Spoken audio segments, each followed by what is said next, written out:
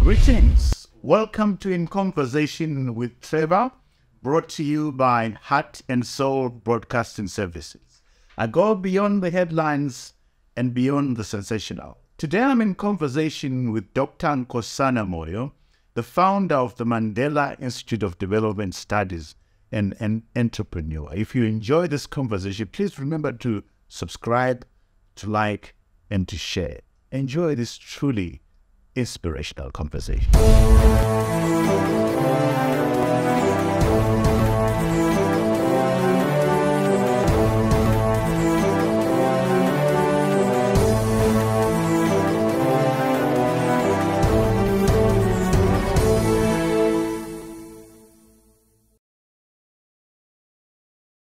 Dr. Nkosana Moyo, welcome to In Conversation with Trevor.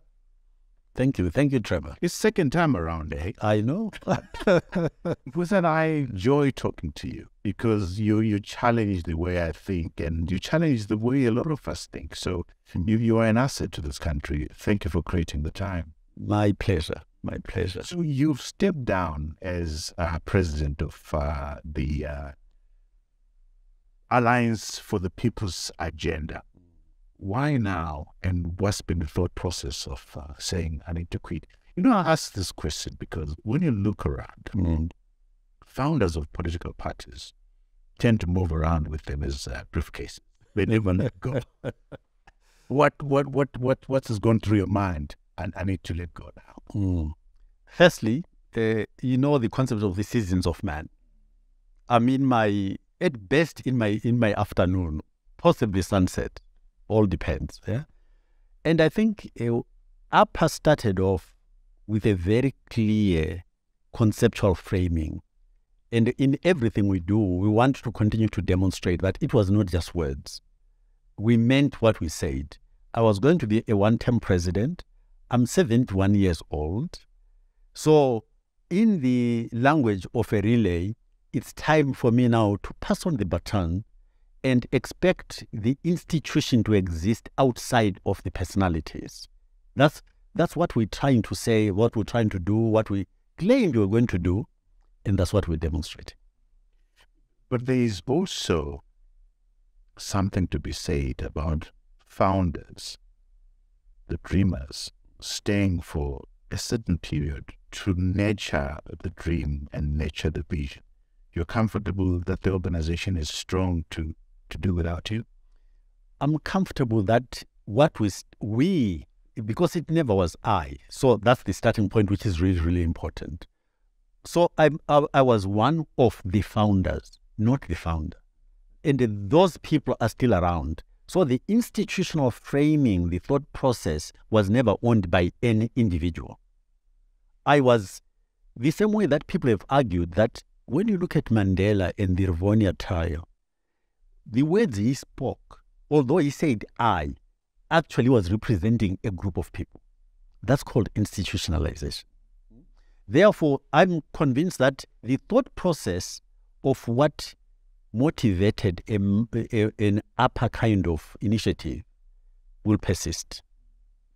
But what lessons did you learn during the journey of creating APA and where you are right now? About one, yourself, and about the politics of this country. You know, I suppose there are many lessons. I think one of them is that when you are part of a founding group, you live, breathe, dream literally the ideas that you're cooking up. After a certain point, it becomes to you like, this is obvious, this is not rocket science.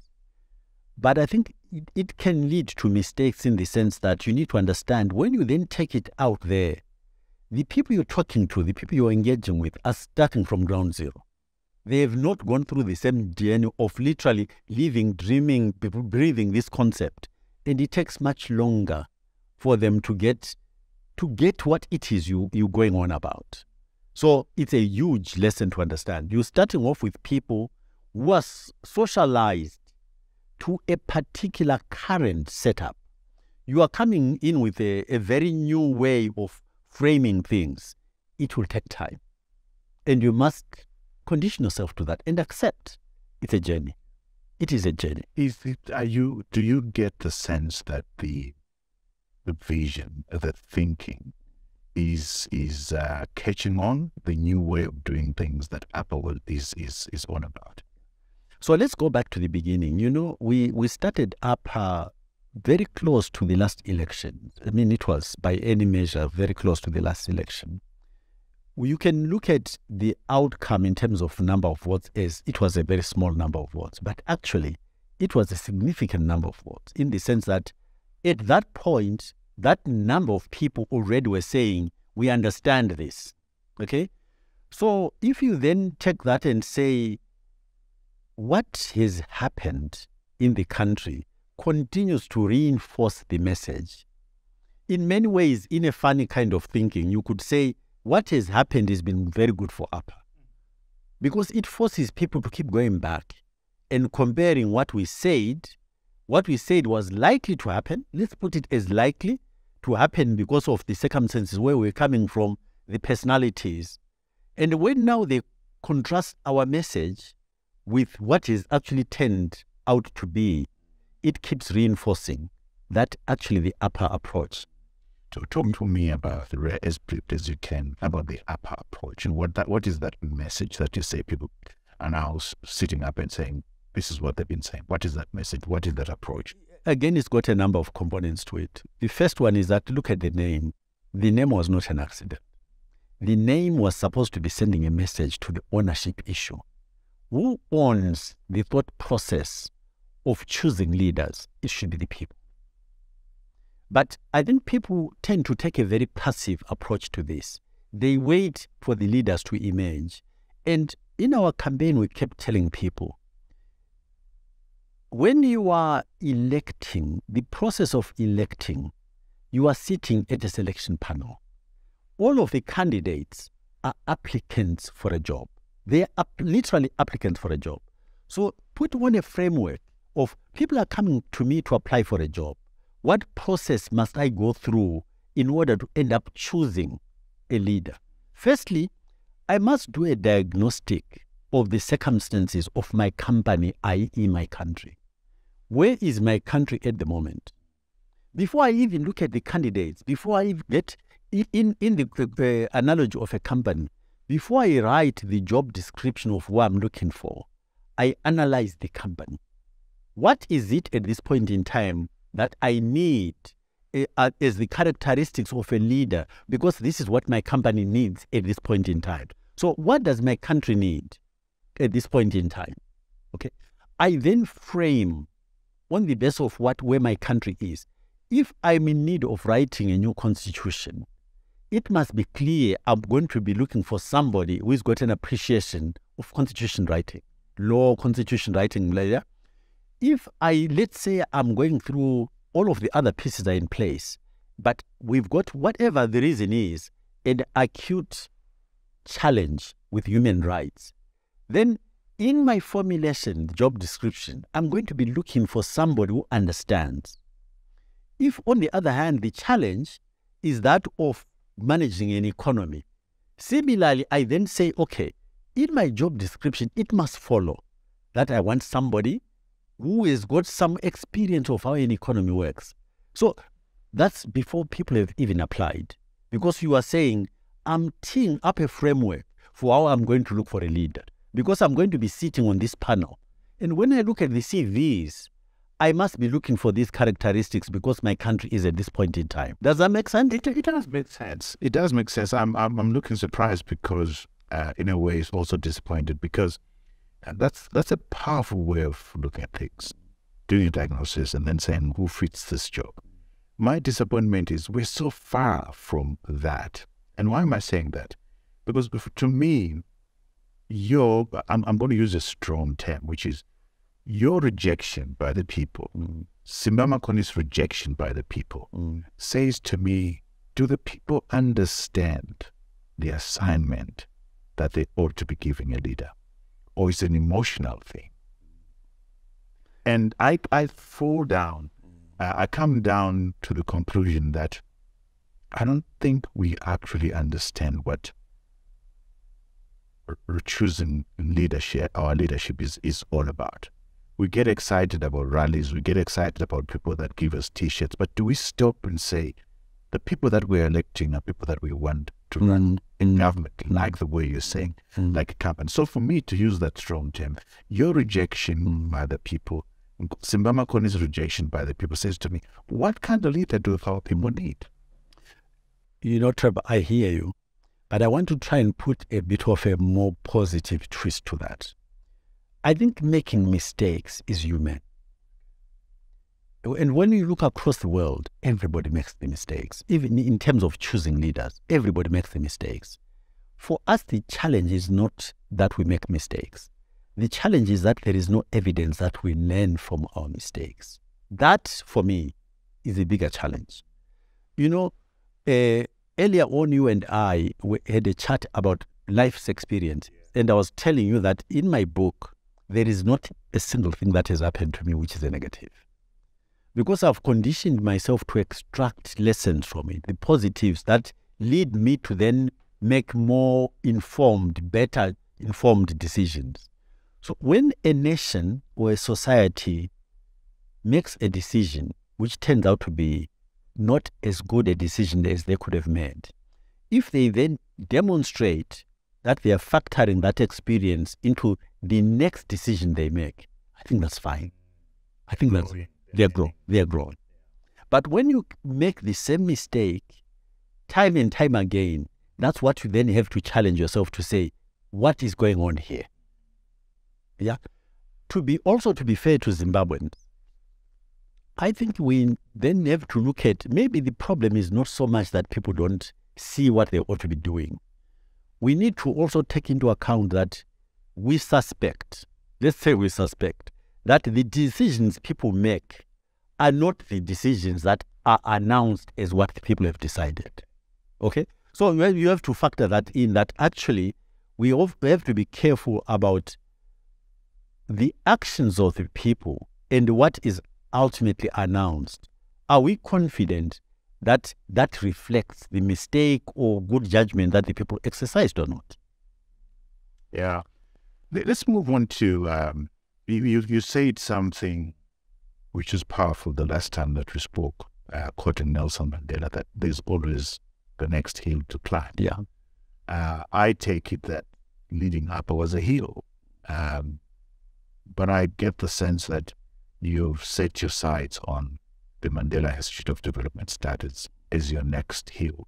Talk to us about the thinking behind the Mandela Institute of Development Studies. What is it that you are? What problem are you addressing? What are you wanting to achieve, and how are you going about achieving? So let's look at the journey before Minds was even conceptualized. What had Nkosana done? I worked in the private sector for the longest time, finance mostly. I joined the cabinet here and lasted all of 10 months. I worked in development institutions. I was in Washington at IFC. I went to CDC, then went to Actis, then went to the AFDB. And by the time I got to conceptualizing Minds, I looked back at all of these experiences and I tried to understand something, and I had a problem understanding it. And my challenge was the following. Africa at that point had been generalizing, going to the first countries that got independence, your Ghanas of this world and so on and so on. We were well onto our journey on the other side, of sort of going towards a century virtually, in the sense of over 50 years, right? And I looked and I said to myself, when you look at the evidence in front of us, we are not making very much progress in bettering the conditions of our people.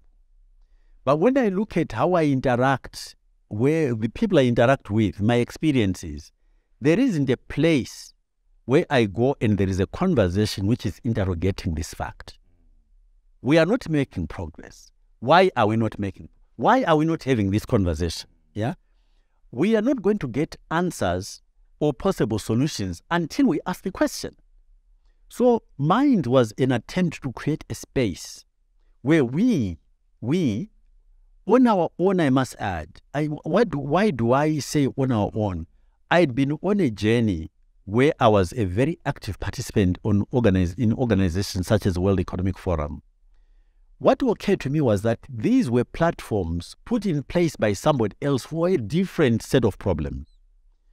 It included other people's interests on what was happening on our continent.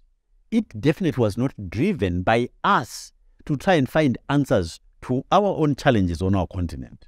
So I said, why don't we set about creating a platform where we as Africans broadly defined, have a space where we can go and have this conversation and be as honest as we can, i.e., ladies and gentlemen, we've got a problem. We've got a problem because when you look at the other parts of the world, they are making more progress in bettering the conditions of their populations than we are. What is the challenge? Why we've got easily, in most instances, the highest share of natural resources than anybody else. Yeah? Yet we appear to be rich and poor, rich and the poorest.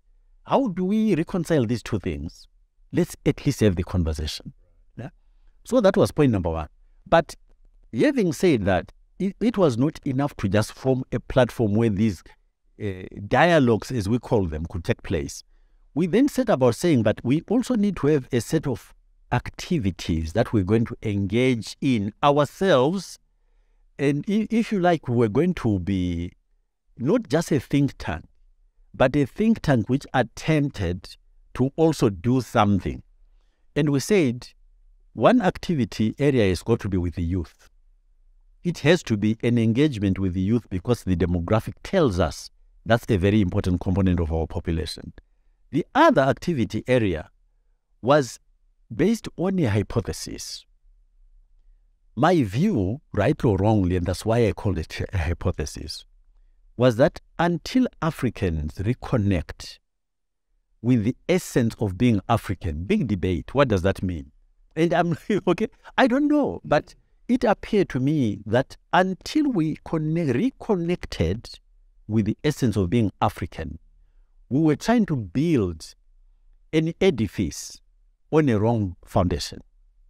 And so those who would go on the base of Nkosana Moyo, the name, and putting it within the sort of Nguni tribal setting, they would say to me, Nkosana, ufuna say Kokama page. And I would say no. And the reason why I refer to this is important because my answer was, no, I am not implying that we should go primitive. I'm saying let's look around the world and let's try to force ourselves to understand something going on and see whether we can make sense of it. If you go to Japan today, you find a modern state. But that modern state has got some characteristics or idiosyncratic underpinnings which are Japanese. It's a modern state, but it's also Japanese. What does that mean? You go to Germany, you find another modern state, but it's not Japanese. You go to France, you find yet another modern state. It's not German and it's not Japanese. And I said, in answer to this, Ufuna said, Gogama page. I said, that's what I'm trying to get at. There is something which we've taken out of the foundation, which you find in these other places, and which does not subvert modernity. We have not understood that we need to modernize ourselves. We try to copy somebody else as far as the foundation is concerned. And I'm saying, when I look at this, my hypothesis is that it doesn't work. It does not work. So are we, with experience, I mean, I like the fact that there's thinking, there's talking, there's dialogues, and then there's action.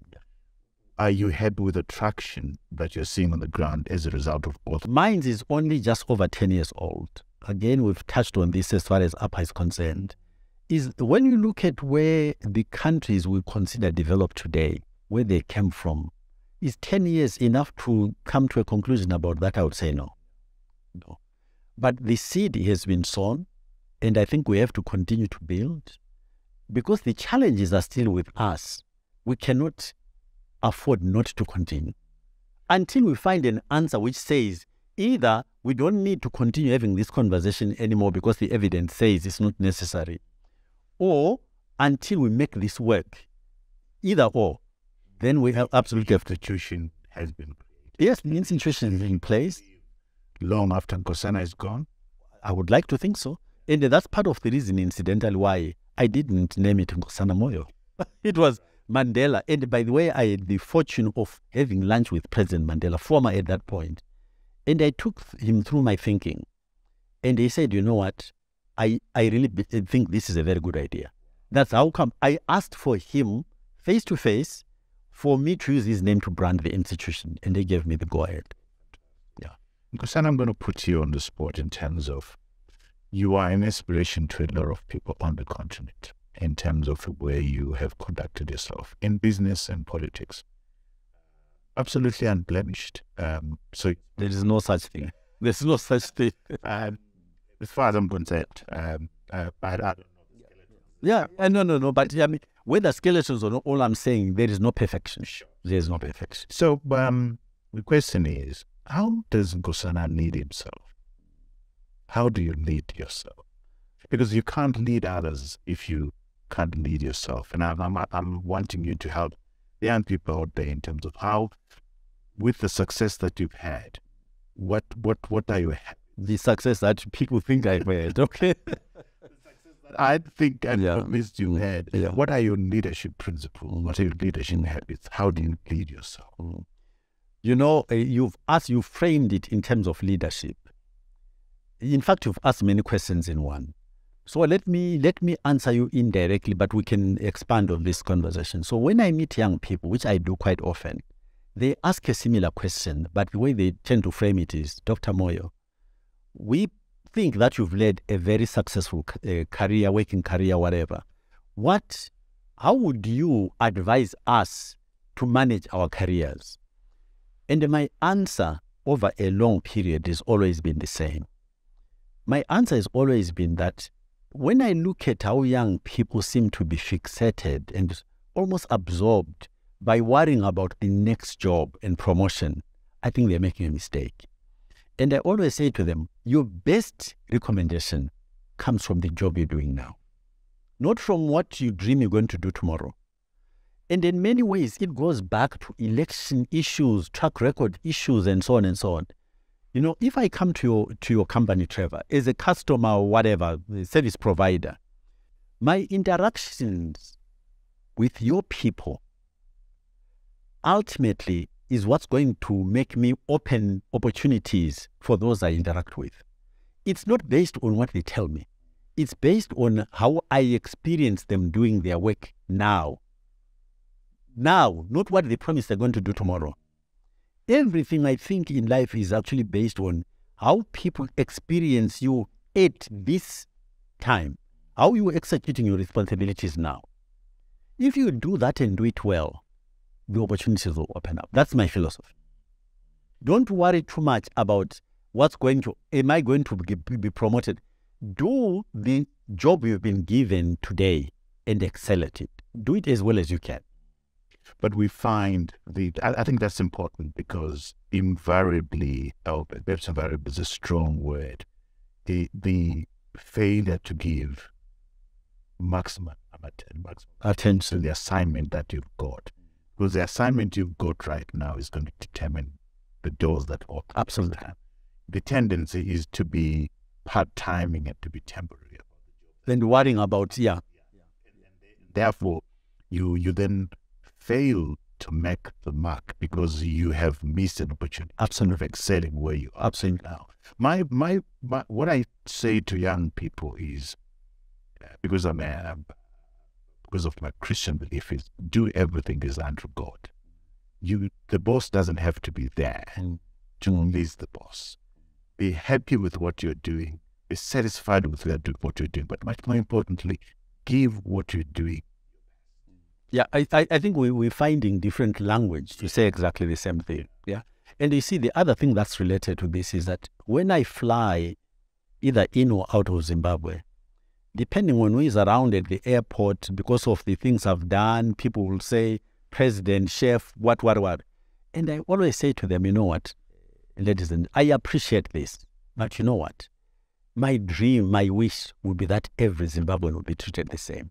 Because if you treat every Zimbabwean the same, it means those who consider important will get good treatment anyway. They would automatically be included. So why don't you stop focusing on who you consider to be important and challenge yourself to deliver the best service to every Zimbabwean? Once you do that, the rest is done. But if you isolate those you think are important and leave everybody else behind, your job is not done as well as it could have been done. I agree. And it, again, we had this conversation on before we came here quite a while back, which is, if we all gave our best every day, this society would be a different society. Absolutely. But are we giving our best every day, or we hold back based on a number of variables? But if we applied ourselves, today I'm going to get up, I work at a shop to provide a service. I'm going to provide a service with a smile, with a friendly smile. I've got to be courteous. I'm going to do the best that I can without holding back. But we don't do that. And hence where we are right now. Yeah. Again, Trevor, it's a complex conversation. It's complex because if I may characterize our current society, I would argue that for whatever reason, those who are supposed to be leading us and showing us by example how we ought to behave, more often than not, they are creating hurdles in the daily lives of ordinary Zimbabweans. So what then ordinary Zimbabweans are confronted with is, before they attend to what is critical, they're having to navigate their way around the hurdles. It saps the energy of most people, or most human beings. So, and another way of putting this is that if our leaders understood that it's not important to do things for us, it's important to create an environment within which we can do things for ourselves. But by creating that environment, it leaves us to then focus on what, rather than negotiating all these hurdles, those have been removed. What do I mean? Just illustratively, if the infrastructure was working, if I had ZESA, I have clean water, I have roads that are easily, where I can easily travel, even just at a family level, the health of my family, which is my responsibility, immediately makes a difference, because I don't have to worry about whether the sanitation of the water is appropriate or not. So my efforts are now going to impact on the things I am really responsible for. Yeah. So whilst I hear you that maybe we as a people have gotten to a point where we are not doing our best every day, I think I would say there is a mitigating factor. I don't think those who are supposed to facilitate by creating the appropriate environment are doing that. If you ask why is that not happening, I cannot answer, because I don't get it. I don't get it, because similar to this, I've told you I've just come back from Ethiopia. A couple of things struck me. So I mean, I traveled to East Africa a bit. I've been to Rwanda. I've been to Ethiopia. So let me start with Rwanda. We've got a number of students under the Minds Scholarship Program who study in Kigali. When they graduate, I always go and spend some time with them and listen to their stories. And one of the things they'll say is that when you land in Kigali, it suddenly strikes you that it is possible. It can be done. It can be done. These are young people, and a part of the reason why we deliberately send them all over the continent is precisely to give them that exposure. Suddenly, they believe in themselves. They say, if it can be done here, I can do it too. You understand? So I go to Addis Ababa, and what do I experience? I experience, firstly, an amazingly, I think, efficient airline. But what was fascinating for me was that it was not just so Ethiopia has put a lot of resources into the airline. Their fleet is now about 145 aircraft, huge. And a lot of them, maybe about half of them, the modern, the A350 and the Airbus, and the Boeing 787, yeah? The Dreamliner. Yeah. But what struck me, they've made this investment, But they've made sure that in order to extract value from this investment, all of the associated facilitative services are also sufficiently expanded to make this work. The airport is not like your Dubai, not Dubai, but in the sense they've paid attention to the size of the airport to be able to accommodate this fleet of aircraft. The service provision in terms of visa processing and immigration control and so on, they've correct-sized everything to make sure that investing in this size fleet makes sense. The airport can handle it. Their people are trained to be able to deal with the volumes of passengers coming in. That is an investment. We are expanding an airport. At the moment, we've got no airline operational. When you go through the airport, your experience of how you are handled tells you there is no streamlining in thought process to make sure that this investment is making sense. So these are challenges which I observe. You do a diagnosis and you try to understand, but why are we? Imagine getting free access to the Newsday, the Standard, the Zimbabwe Independent, and the Weekly Digest for a full month. Well, you can, and all you need to do is download the Newsday e-reader app on Google Play Store or scan the Newsday QR code in any of the AMH print publications and start enjoying the quality content. Usasaririrewe, famba ne time, famba ne chokwadi, famba ne e-paper.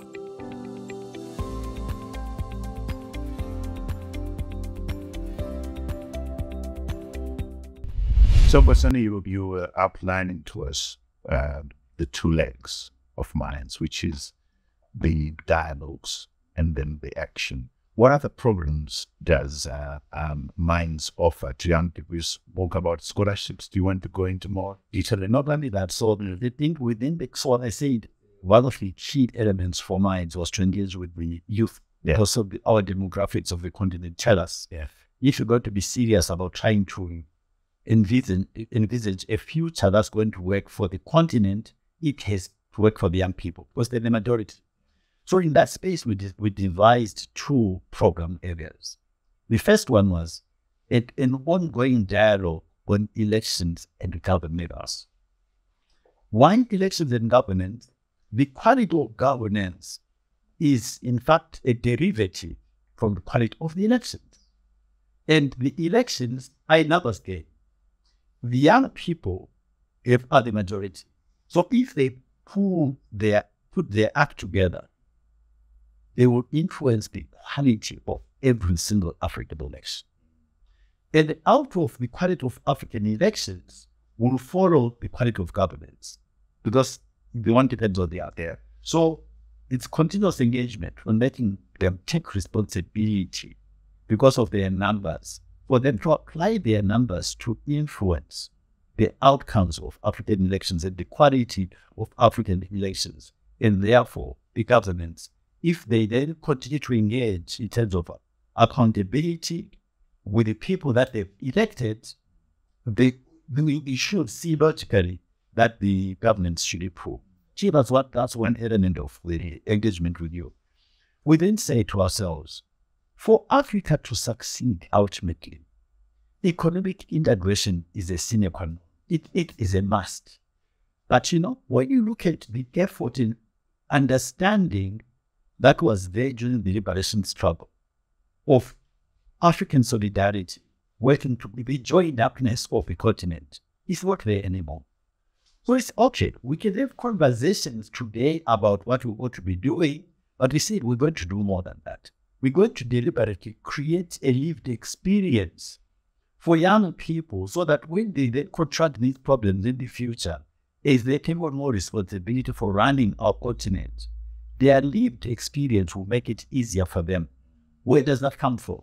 If you go back and look at the leaders of the struggle, you will notice that a lot of them met at universities. What are they in Sierra Leone, Fortier in South Africa, Makerere, and so on and so on. Now, these are people who didn't theorize. They knew, they would talk to each other. They had a shared lived experience. Exactly. So we see to ourselves, let's create a product which will attempt to produce exactly that. Yeah.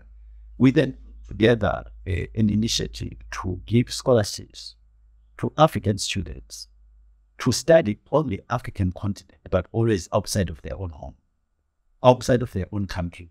So if you are a Zimbabwean and you get a scholarship, you can study in Zimbabwe. If you are a South African and you get a scholarship, you can study in South Africa, and so on and so on. So today we've got students in as far north as Morocco. Wow. Yeah. That we've done this deliberately. Young people being young people, they'll go there, they'll fall in love, they might even get married. But you know, that is life. What then happens is that the challenges they experience at a personal level, when they solve those, they'll solve also the continental problems. That's what over time, we are convinced this will bear results. How many do you take in a year? Depends on how much money we can raise it. As of now, we've got about 145 students. Wow. Yeah, that's good. So that's not bad. That's good. Talk to me about what says about who we are as a people, as Zimbabweans, and why we are at this crossroad as a people. You know, what is disappointing in that clip is that President Mugabe, at that point, he kind of identified that we're now not in pride, but we're now an embarrassment. But he still found it difficult to accept responsibility as the person at the pinnacle of the leadership group. There is validity in saying I was one of a group, but he was sitting at the top of that group, and he had more leverage than anybody else. And for as long as we are not able, we see we go back to the mind story. If we are not able to look at ourselves and do a critical analysis and take responsibility for where we are, we can't fix it. You can't fix it if it's outside of your control. And I'm sorry, I'm going to digress a little bit. It's similar to the sanctions issue. If I run this country, I'll ban the word sanctions from the vocabulary of the civil service. It would not be spoken. Why? Because you can't stop other people applying sanctions on you. You can't control it. So I'm not going to waste time on things I cannot control. I'll focus on the things I absolutely can control and say, let's excel at these. The rest will take care of themselves. You know, in the sense that, you know, you will have some people who like you and others won't like you. I'm going to burn up energy, focus on the people who don't like you to achieve what? Here's the good thing for me about sanctions, Nkosana. The things that we are supposedly being asked to do are things that are good for us. Yeah. Are things that we don't need anybody to tell us not to do. Conduct elections in a free and fair manner. Have election laws that speak environment right, accountability, don't beat up people, don't kill people, and so forth. What's difficult to do? But Trevor, I suppose I'm going beyond that. I'm also saying, ultimately, even if you do all of those things which are right for you, you can't stop somebody who applying sanctions you anyway. True. Yeah. And if you transgress against all of those things, it doesn't follow people are going to apply sanctions on you either.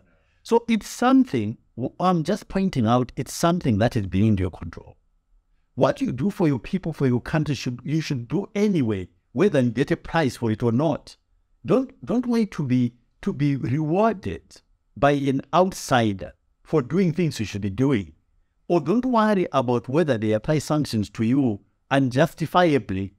You are misdirecting headed. Yeah, I think we could take that, and that's the way you put it, Nkosana, because we could actually boil it down to, it's like Trevor taking a bath and walking out and expect everybody to say, "Cool, set up to take exactly." I mean, I'll see that. Yeah, but let's talk about our president. So he says we are. What kind of leadership is that? That does not take responsibility, and sadly also, he is only making that admission after he's been kicked out of power, not when he was in power. Incidentally, he once said something very similar when he was still president. I don't know whether you recall. There was an occasion when somebody donated some goods from outside the country. And when the goods arrived here, the customs people started creating all sorts of impediments for things which were being given. Yeah. And I remember President Mugabe saying something like, I don't want the world to look at me as somebody who runs a stupid system, because this is not making sense.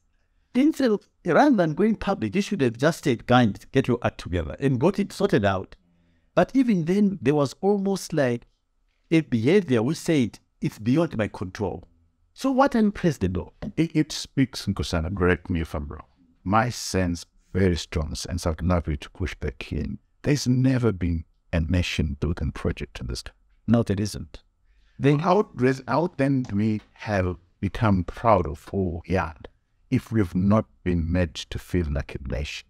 If we've not been led in a manner that makes us proud of who we are? If the modeling of leadership is one that makes you say, I'm proud of who we are. And I'm reminded by Zimbabwe, the cricket team won.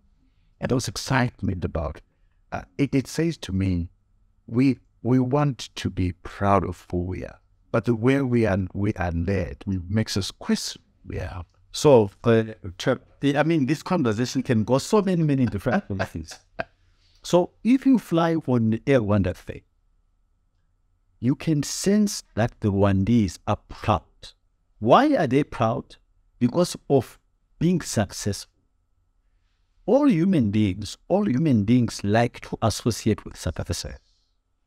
So, if we run our affairs successfully, our people will become proud of Zimbabwe. So you can't whip people into being proud of their nation. You make them feel that there is something to be proud of, and they will be proud of their nation. But as the leader, you need to have incredible clarity that only comes out of performance. When you perform, incidentally, respect by other people is similar. It will never be given to you when you're running your country. It's like, I don't know what I'm doing. And I'm on record and I'll repeat it. If I were running Zimbabwe today, I would not waste my time sending people to the UN, to the IMF, to the World Bank, and so on and so on. It's a waste of time. You know why? Why? It's a waste of time because we've got no voice. You cannot have a voice amongst, again, can I put it this way?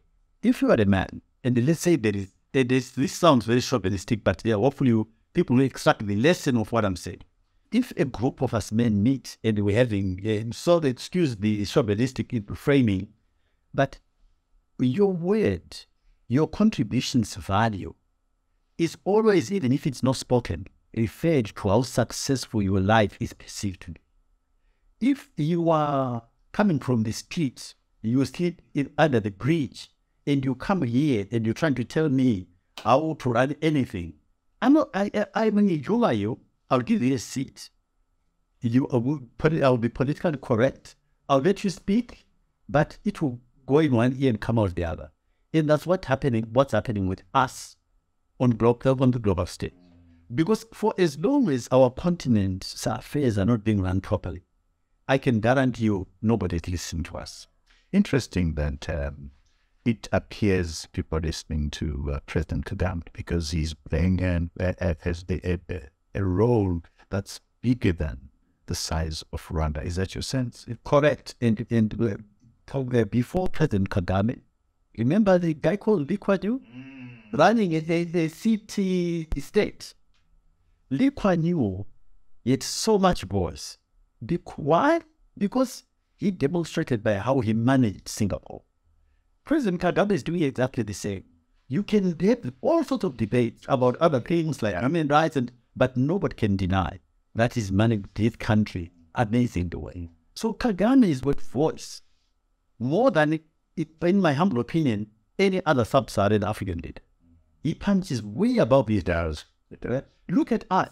President Kagame today runs a country with an airline, functioning airline. Look at us. We've got more resources than President Kagame would ever have access to. What have we done with those resources? What's wrong with us? Trevor, I don't know. So I don't know. Let me ask the question differently, Nkosana. There's an election in 2023, which is next year. And I believe that, it's a waste of resources because for already I'm seeing this complaints that the voters' road is not okay. We were saying, the conditions are not right. What's your sense about the elections next year. So, Trevor, I'm going to probably shock other people in my answer. On my journey, I stopped being too bothered about the quality of elections.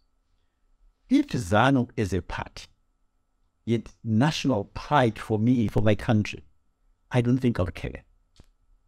I want ZANU as a governing party today to give me pride for my country. You understand? That's a good starting point. Yeah. Why is it there is no evidence that ZANU wants to give me as a citizen pride of country? That's the question for me. Why is it after our liberation struggle, we are happy? Can I answer your question? Can I answer your question, Nkosana? And you and I have had this to and fro. I think it's essentially for me, and before answering the question, is to say, I am like you, Nkosana. I really don't care who's in charge, for as long as they make me proud. Infrastructure, electricity, water, like clean, if as long as that is happening, I'm okay with that. I don't care whether it's Nelson Chamisa, Emerson Mnangagwa, or whatever. Here's the thing to answer your question, is because there isn't sufficient concern about the people's agenda. There isn't sufficient concern about what's good for the nation. Trevor is focused on what's good for me.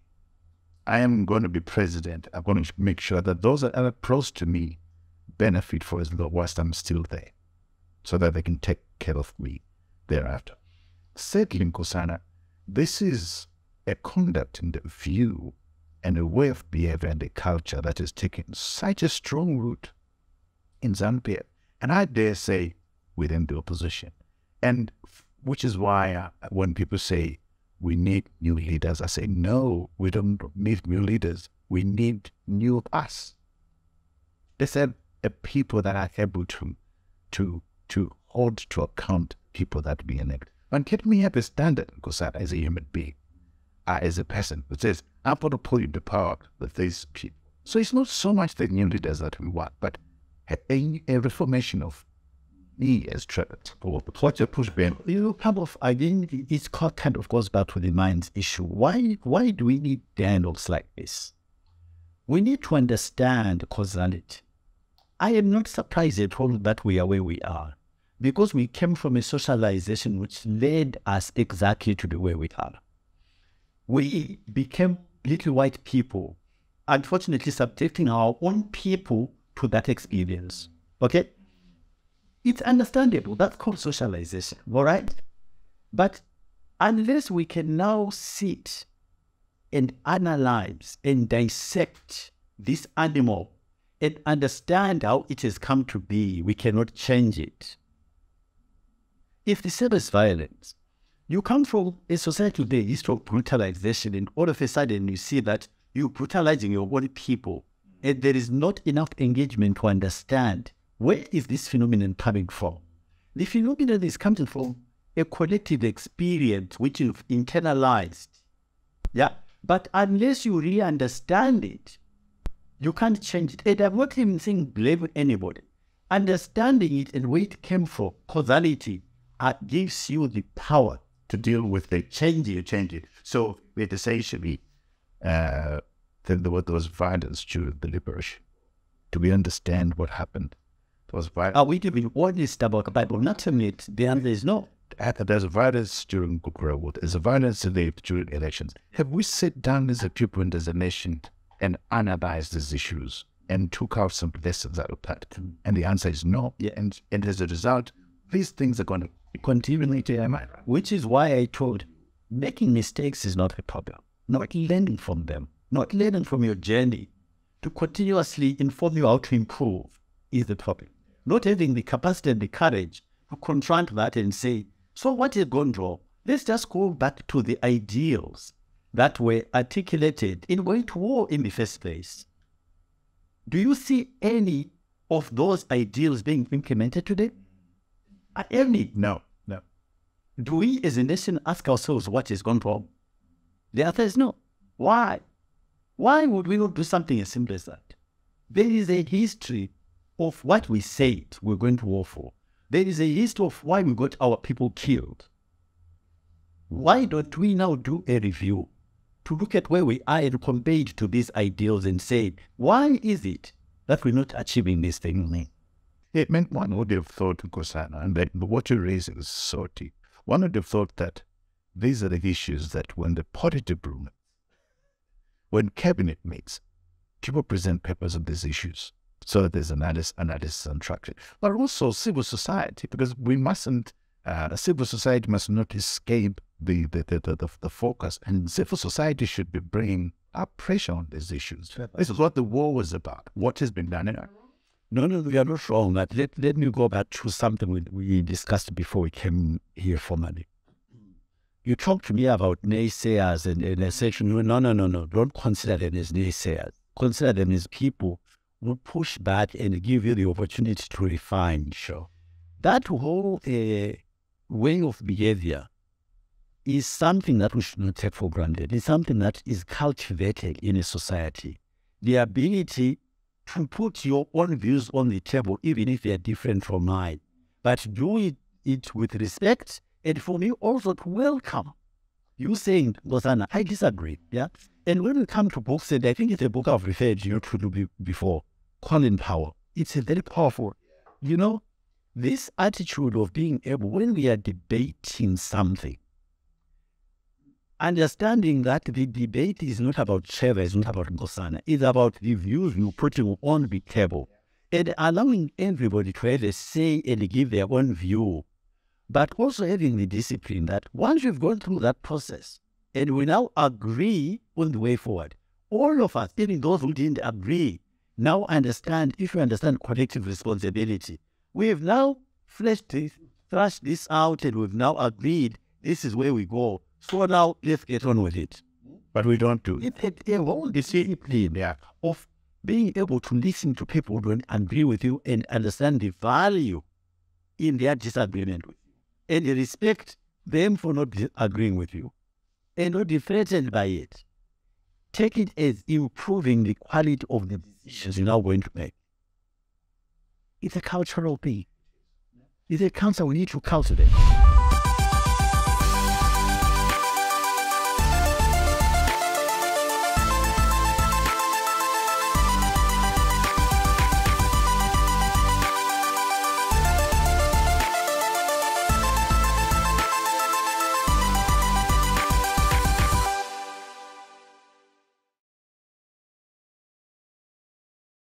My question to you is, as we're talking about the culture where you tolerate, you give people the time to place their ideas on the table, fully to look at their ideas and criticize them and improve them and so forth. And my question is, what is the role of the leadership in creating that culture? Because we don't have that culture in Zimbabwe right now.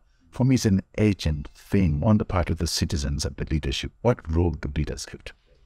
Trevor, so the role implies in many ways active structuring or creating. But I think the starting point is a personality issue. Am I confident in myself as a person to be able to take pushback on ideas and be confident that I'll listen carefully and be able to say, yes, I hear that, and yes, that makes sense. And accept that my own original thought can be refined by listening, or am I confident enough that if in fact there's no validity in the pushback, I can explain why. So the first thing is a personality issue and level of confidence to be able to listen actively but genuinely. Secondly, an appreciation that when you are in a hierarchy, it does not matter whether it's public or private sector. A hierarchy creates a dynamic where those who are subordinates are more cautious until given permission, not only verbally, by the way. People will look at non-verbal communication as well. Am I only saying so in words, but actually saying what? Okay. So they will actually value much more the non-verbal communication if it reinforces that I'm genuinely saying, I am genuinely... You're free to speak. Free to speak, And especially rules that are very clear. Remember what I said about common power. Our culture is going to be, you've got a responsibility. There is permission, responsibility, expectation for you to tell us what you think. Provided there is also an understanding that once we've done all of this and concluded and taken a decision, even those who were opposed to this position are now responsible for the implementation. Why should that be important? It's a rule book issue.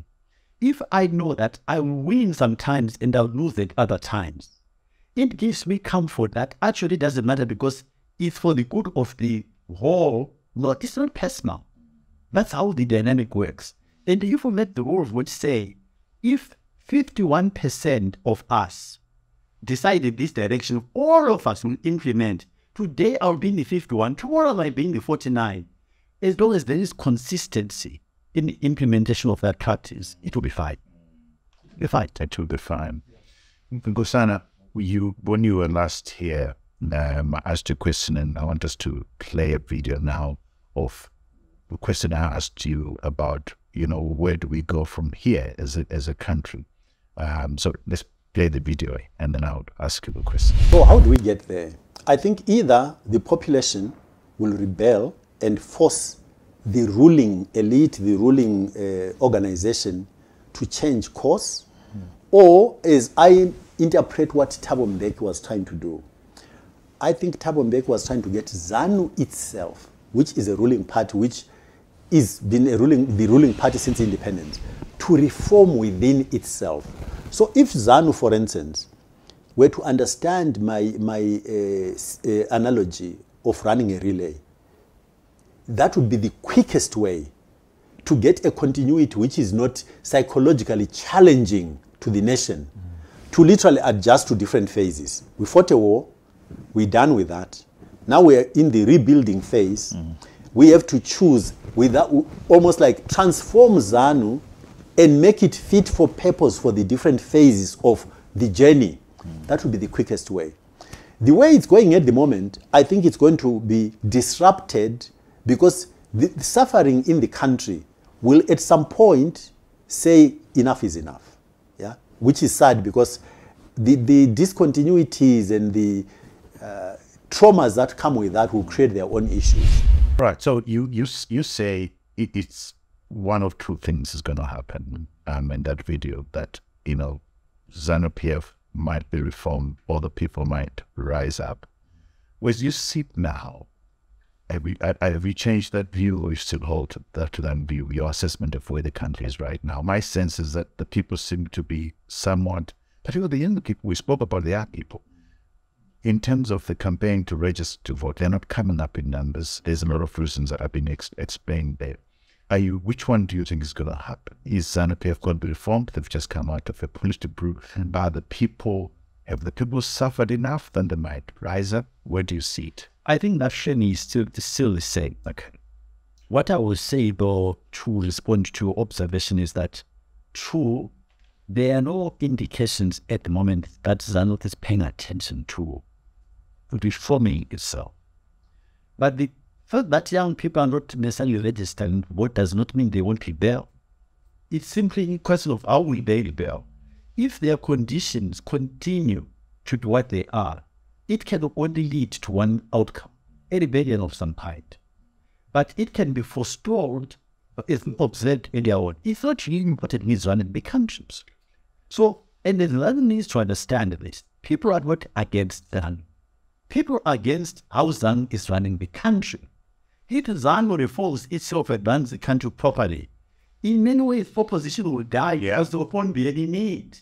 Somebody says, Nkosana, to this point, that a lot of people, if you ask them who is the president of Switzerland, nobody knows. Nobody cares, or nobody knows. Living in Switzerland. Yeah. Why? Yeah. So Switzerland works. Yeah. And so one would have, if you then extend that logic, and say, if ZANU-PF did everything that, or rather did their best to ensure that the majority of the people are happy, and ZANU-PF would worry about. Can we reframe this? Again, I know I've mentioned this many times as an observation, sadly. most developing countries have not understood the concept that when they, let's say they get into power genuinely, from that point, they present a program as a party, okay? But once they get into power, what they need to understand, they need to run a country for the people, all of the people. Because that way, they'll get even more and more support. But if you notice that ZANU amongst other third world countries, they think once they get into power, they must run the country for ZANU. Big mistake. Big mistake. Again, it's not rocket science, and I just don't understand why. You get into the presidency, run the country for all of the people, and your support will increase. But they start punishing people who didn't vote for it. The way to do this is to convert those who didn't vote for you through what you do. So that next time around they say, this person is delivered, why would I vote for somebody else? And now I'm going to put my vote behind them. That is the thinking that should be there, but it is not, sadly. You go around beating up people. No, don't beat them up. Show them through your actions of running the country for them that they are included in this polity. And your support will increase. You imprison people that job seeker, I don't know for how many, what for? Yeah, but it's just, you go back to an observation you made. We have not yet started on the journey of rebuilding nations. I don't think that we even understand what it is. I don't think we do. Now, Nkosana, I know you don't want to focus on yourself, but for me, one reason why we are having New Year for the second time is because I really genuinely believe that you've given quite a lot to this nation, and the continent, and you continue to. And you're planting a seed as far as minds is concerned. That's going to let me know after you're gone. I'm reminded of the wine producer out in Cape Town that I visited and said, the crop that we are harvesting, my father planted it 40 years ago. He's gone now, but the kids are there to enjoy the wine and prosper from that. You have done amazing things, and I'm reminded, Benjamin Franklin, you read quite a lot about. At some point, when I was 42, you were 72. 71. Benjamin Franklin had built this good business and so forth. He decided pruning. And his mother said to him, why are you doing that? And Benjamin Franklin said, I would rather have it said he lived usefully rather than he died rich. What epitaph would you want us to put on the tombstone? Trevor, I think the honest truth is that I actually don't invest any energy in thinking what I would like to do more. And that's just the truth. I live my life. I'm trying to contribute. I'm trying to contribute to creating a society that is functioning. A society that my kids and my grandchildren can belong to with pride. For me, that is enough. That's all I'm trying to contribute towards creating something we can all look at and say, I am proud to be part of this. That's all. That's so beautiful. As you're talking, my heart actually is pumping beautifully. And let me point our viewers out there to this amazing book, which is Creating the Good Life and Creating the Good Society. And I'm going to put you on a point on the spot here, Nkosana. You young people that are watching right now, and they'll be asking the question, this man has done so much.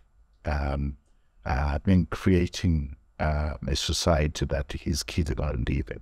What should young people be doing to contribute to their societies in a meaningful way?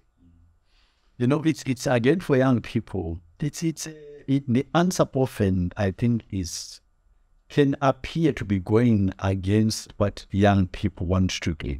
So I've got a number of observations I'd like to share. Absolutely. When you are young, you are energetic, true. You are innovative, more innovative often than older people should.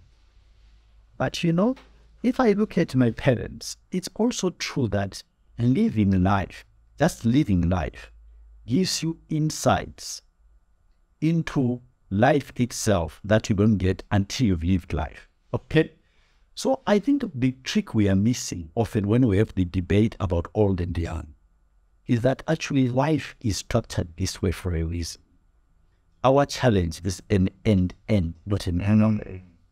Our challenge is, how do we tap into these attributes which you cannot debate that young people have got more than we have. But at the same time, that young people understand that there are certain things until they've lived life that they don't have. So I think what nature invites us to do is to find a working relationship. It's not an either or. As you get older, you don't have the energy. You've got the experience and hopefully wisdom, you don't have the energy now. Yeah. Your natural instincts. You don't have the time, you don't have the energy. Yeah. And your natural instincts are not yet towards trying the untested. When you are younger, it's much more in your DNA. And the key, therefore, has to be, how do we get these two to combine so that we can continue to push the boundaries to find out what we don't know yet comes from the young. And then for older people to say, you know what, I've seen this play before. Let's avoid this and this and the other without stopping the pushing against boundaries. It's an end perhaps. It's not in a whole. And it's a beautiful equilibrium. And I know you have that space. The other thing before we go on to books around, a lot of people might not be aware of is that you are a pilot and born in Berengwa. Talk to me about what it is that made you decide you want to get a pilot's license. Why with this young boy from Berengwa? Why does he want to fly? Trevor, again, when we ask questions like this, often the way we answer them is a rationalization. Post facto, you rationalize. I think the truth is probably that I don't know. You don't. I think there was an opportunity. When I was at university, there was a facility. I'm a curious person anyway. And I took to flying, and I started off as a glider pilot. Got to a bronze C in gliding, then came back here and worked in Charles Prince and got myself a power flying license. I enjoy flying, piloting. So do you still have your license? No, I've not maintained.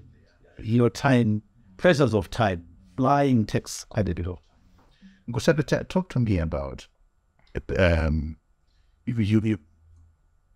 has there been a hill that stood in front of you that you failed to climb that humbled you?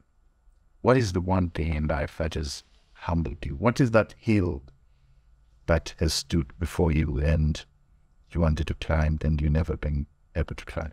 Creating unlimited time for doing all this.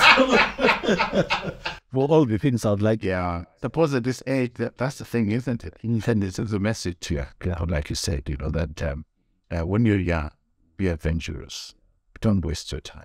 Because when you get to this age, you're starting to realize that at most I have 29 years or 10 years. But when you're 40, That's Trevor. In this answer, I'm thinking as I respond to you, and I'm saying that is there a lesson also in this observation? And I suspect there may be. Is it like reading books? There are countless materials out there for you to read.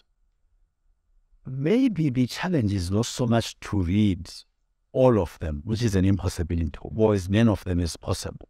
Maybe similarly, the challenge is not to do everything under the sun. But maybe encapsulated in everything we do actually are all the other things we could have done. If you get my case. Yes, I do. So if that were to be the case, let's understand that it is impossible to do everything there is to do under the sun. But that encapsulated in everything we do are all of the other things we could have done, provided, however, we do it to the best of our ability. You understand? Yes, I do. Yeah? Yes, I do. We too, also, as we were talking before we came here, I said, my frustration, Nkosana, and it's vast, but myself, I'm 60 now. Have I done it? You see, enough is probably the wrong adjective. Adverb, adjective, whatever. Have I done what I've done well enough is a different phrasing. And I think it's a more appropriate phrase. That makes me comfortable. Yeah. Have I done what I've done well enough? Not have I done enough, because that means a multiplicity of things. Whereas if I challenge myself, if I'm a commercial pilot and I make sure that I do my flying to the best of my ability, have I done what I've done well enough?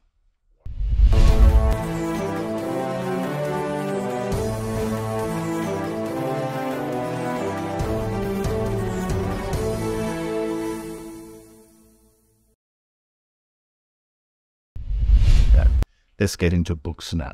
You want to get your wiles. Your iPad. Well, I can talk to you one or the first one is The couple of books that you suggested last time were very popular with people, so I'm looking forward to. So I did talk about Colin Powell and Siobhan Master last time. So I'll add two more. And just to contextualize, why are these books meaning something to me at this point in time? This whole conversation we're having about society. How do you create a society? What is a society? In many ways, that has led me to find these particular books very meaningful. A society that where you accept handing the baton on. In other words, it's not about you. It's about the task for the society. And accept that your own contribution is by force going to be per force limited. Your responsibility is to do your bit and hand over to the next runner the baton for them to do their bit. It's the sort of occupying. So there is a book here, The World We Are In. This is by Will Hutton. Okay. Very specifically, Will Hutton is analyzing the UK versus the US versus Europe. And he's arguing that the UK is making a mistake in trying to model itself after the Americas, as opposed to after Europe. He is arguing that its DNA, in terms of where their societies come from, is more European than American. The foundations are European, not American. Yeah, that's essentially the argument he's making. But that talks to when you run a society, whenever you come along, when you are administering a society, how important is it for you to understand the journey your society has been on? Where is your society actually come? What are the foundations of your society on which you are now building? Can you just continue to build without understanding what these foundations are? I think this is an important question because you then either going to build on a faulty foundation, or you won't have stuff that's going to propel you on a strong foundation. Yeah, exactly. The foundation will be appropriate for what you try to live. We go back to mine.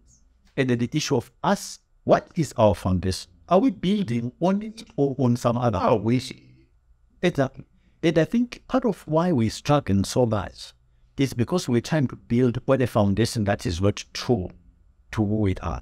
So we are not making it, we're not getting touched now. We don't get in touch. The second top, this book is The Fifth Risk. The Fifth Risk illustrates something by Michael Lewis. Okay. Michael Lewis is an American diplomat, actually, so retired diplomat. And he's talking about American diplomacy, a lot of it to do with the Trump administration's takeover. But what is very instructive for me as you read this book is the structures that America as a society, we're back to this society, as a society, is put into its structures as much as possible encouragement, incentives for one administration to understand they are running a relay. They are not the warriors. They will inevitably hand over to another administration. It could be from their own party, it could be from another party. That whole handover period, it's fascinating to watch. Because it is about America, not about the Republicans. No. It's about America, and you've got a responsibility to tell whoever is coming in, give them an opportunity to understand where you've got to. Where have I taken this baton? the journey of run, where has it taken me? On behalf of this society, can I give you sufficiently for you to understand? You don't have to agree with me, but understand where I've come from to get to here as I hand it over. So that we win. It's a society. We maintain the momentum. Yes. Wow, Nkosana. It's always a pleasure talking to you, Nkosana. Thank you so much. Thought-provoking, refreshing ideas. And I always enjoy talking to you, Nkosana. But here's the thing, Nkosana, which you don't have to say anything. Yeah. Don't answer, don't respond. You are, to me, the leader that Zimbabwe needs right now.